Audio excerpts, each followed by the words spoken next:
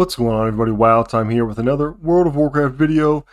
Today, weekly reset. We're going to go through the vault, see what we got. Some of the faded stuff for the raids, the Mythic plus affixes, just sort of some of my thoughts. And the weekly quest, the Burning Crusade Timewalking, how to make some pretty good gold with that event. So let's get right into it here. Let's get the easy stuff out of the way first. Let's open up the the vault. Let's open up the vault, see what we got. All this 278 stuff, I don't need it, don't want it. I am 292 right now. This came from clearing the raid last week, so I did clear the 3 normal raids while they were faded to get the pretty cool cat mount, the slime cat mount. And I'll show you that after this. But we have some good stuff here. A 304 crit in haste. And then this one is pretty juicy. So this is the overlocking bit band. So there's 2 rings from Mechagon. You get one from Junkyard and then one from Workshop. And here's how, you have to have both of them. And here's how they interact. You get this ring that it says equip if you use 3 different spells or abilities, then, right, 3 different spells or abilities in the same target, then, and then you got to get the other ring that's the then ring. This is the then ring. So if you use 3 spells or abilities against a single target, then you gain 112 haste for 12 seconds, and plus it's a 304. This is pretty good. There's a few different ones. Some of them are like if you hit a target from the back, or if you heal 3 targets or whatever. So they do some different things. But this one is going to be good for us. It's going to be better than anything else we have here. So we're going to go ahead and get this and then see what key we get for the week. So we're going to get that. We're going to have to get a versatility enchant for it, but in the meantime, we're just going to do it right here. This is a really good ring here, this 285. This is a good stat stick, but I can't get it any more than 285 because, I mean, it came from a raid, so it can't upgrade it. So now we've got this 304. So anytime we do 3 different spells or abilities in the same target, then you gain 12 haste for 15 seconds. And that's going to be pretty good because our haste, it was low. This has a crap ton of haste on it, 273. So brings it up to 15. So I'm going to sim this later and see sort of what I need for damage-wise as far as on the Mythic runs to see, you know, if I want to get crit or haste. I go between the 2. Or maybe some verse because my verse is now super low, because a lot of my stat stuff don't have verse on it. So we're just going to save this to our brew, and like I said, we're going to have to get a versatility enchant for this here before we get into content. Okay, so there's that. Let's see, this week in faded raids, let's see. Oh, here, let me show you the mount real quick. Here's the mount. So the mount from the faded raids is called like Jigglesworth Senior or something. This is what it is. And so I can't mount right now because you got to do it outside. But that's how the mount looks. Super sweet. So I spent a lot of time over the past 3 weeks clearing that. It wasn't that hard actually. I was over geared for them, and so I pretty much about 2.5, 3 hours just ran through the whole thing just with the pug group. So it worked out nice. All right.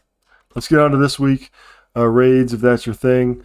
Sepulchre, the first ones is the faded raid. So it's got the different faded affixes and stuff like that. And that means that the Zareth Mortis world boss is the faded world boss. So you're going to want to make sure you kill Antros this week for that 500 juicy 500 anima, and also a chance at some 285 gear. So one thing about killing these world bosses, this is actually, 500 anima is a lot because you get your weekly quest for getting 1000 anima. So you kill this world boss, you get 500, and then you kill another world boss, wherever the other world boss happens to be that week. So you can kill the one in the mall right here, or there should be one, yeah, up here in Bastion. So you do that, you kill 2 of those, there's your 500 and 500 anima, there's your 1000 anima, you turn in that quest and you get a pretty good chunk of gold for doing that. So that's easy gold. Okay, so that's pretty much it for the faded on my end that I'm going to be dealing with. I'm not going to be doing any rating because I already got my little mount there. And I got a 20 Karazhan lower. That is probably the hardest dungeon in the entire game right now, and it's at a 20. So we'll see what happens if I clear that or not. I don't even know what the first boss is this week. But let's look at the affixes. This week's affixes are Inspiring and Grievous and Fortified. This can be really hairy because if you have an ad that needs interrupted or CC'd or stunned or something like that in a bigger pack, which I'm not sure where they're all located at in the dungeons, but if you have that plus Grievous, you know, these ads, sometimes the stuff you need to interrupt, say for example, if it's a technician on Iron Docks or something like that, and you have to burn the technician down, and you don't do it in time, and you can't interrupt or anything because of the Inspiring, then you know, you could take some real big damage if you get a big iron star blow up, and then everybody's low, and then everybody automatically has Grievous. So that could be hurtful. Other than that, there's really no special routing in any of these dungeons this season. So just run your normal route. Most of it's just a W key. Upper car, you can do some like after the first lower car. Yeah, after you do the first boss, you can do like a death run, so you don't have to kill those ads into the stairs there after the opera. But other than that, it's mainly pretty straightforward this season.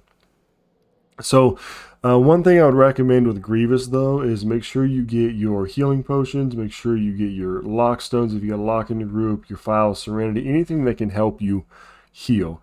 And if you have an off heal, like here on my monk here, we've got Vivify, I can do Chi Wave, anything that helps add extra healing, right? That's going to really help. Using cooldowns and stuff like that, just so you guys can stay topped off, so you're not being stuck with hardcore Grievous. You know, and like if somebody dies and you clear the pack out, then your healer's rezzing the person that dies. Make sure you're topping off everybody else, right? Like your poor little warriors and DKs and stuff who don't have like self healing. Make sure you're topping them off if you've got some off heals. So do the best you can with that. Think about talent choices. Review your talents. A lot of times you get cookie cutter talent builds, but you can do some unique stuff, right, with different builds. For example, this is my Brewmaster Monk. I could, instead of taking normally Bob and Weave, I could take Healing Elixir. So if I'm not sure, like, of my healer, I could take this, because if I get real low, I can pop my Fortifying Brew, which gives me more health, and then I can double tap this, take 2 of these, and that's going to do really, really big chunk of a healing. So I actually ran one with this yesterday, and I didn't notice too much of a difference. Like my overall healing with it wasn't that amazing, but it could possibly save me from a near-death experience, a in-game near-death experience, right? So think about stuff like that, how you want to run it. I may just go back to Bob and Weave. I'm not sure. But, yep. So think about those kind of things when you're doing Grievous. It's going to be a hard week for healers. And the next week is, I think, Necrotic's going to be a hard week for tanks. Yeah. That's it for that. And now for the weekly. This is good. The weekly, we have a Burning Crusade time walking. So run your time walking.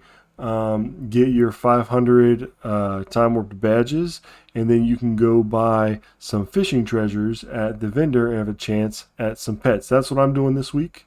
I actually made a video about it if you want to check that out. I'll leave it in the up here at the end of this video that you can click on if you want to watch how to make some pretty good gold getting battle pets from the time walking vendors. I really recommend it. They're the Crocolus pets. If you don't get them now, you're going to have to wait to do dailies with a chance at them. So my main focus for the Burning Crusade is going to be getting those battle pets and making gold from them. Your rep increase goes up if you need like different recipes and stuff that are tied behind reps. You can get your rep up.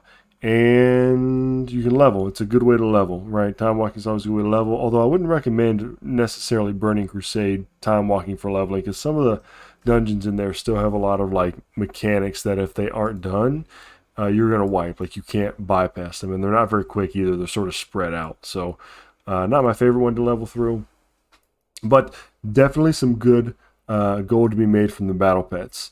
So like I said, I'll leave the link below, and I will leave the video also up here in the corner on the outro. So thanks everybody for stopping by. Let me know what your goals are down in the comments below, and for the week, and sort of how you plan on handling Grievous. And yeah, subscribe, and thanks for all the support, and play the game, have fun, and I'll catch you all later.